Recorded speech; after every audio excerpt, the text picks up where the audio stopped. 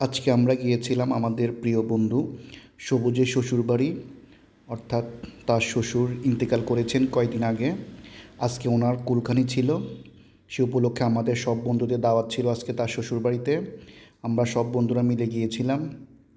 যাওয়ার সময় আমরা কিছু ভিডিও ফুটেজ নিলাম, হুন্ডাতে ছিলাম সবাই একসাথে।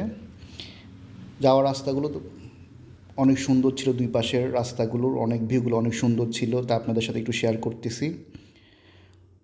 সাথে এটা ছিল ডাকাতিয়া নদীর পাশেই।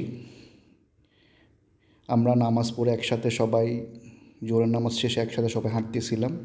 আমাদের বাকি বন্ধুরাদের জন্য অপেক্ষা করছিলাম, তারা আসতে একটু দেরি হয়েছিল। আমি বাদল আমরা কিছু ছবি নিলাম, কিছু ভিডিও নিলাম এবং ডাকাতিয়া নদীর পাশে আমরা হাঁটতেছিলাম অনেকক্ষণ যাবৎ ওরা আসতে আসতে। খাওয়ার ভিডিওটা আপনাদের সাথে শেয়ার করতে পারি নাই, হঠাৎ করে ধুম বৃষ্টি হয়েছিল, যাই কারণে আমরা প্যান্ডেল খেতে পারি নাই। এবং খাওয়া শেষে আমরা সব বন্ধুরা মিলে আড্ডা দিচ্ছিলাম, একে অপরের বিভিন্ন বিষয় নিয়ে গল্প হচ্ছিল। আসলে বন্ধুরা সবাই একত্র হলে আমাদের বিভিন্ন বিষয়ে কথা হয়, আনন্দ হয়, মজা হয়। সবাইকে ধন্যবাদ ভিডিওটি দেখার জন্য।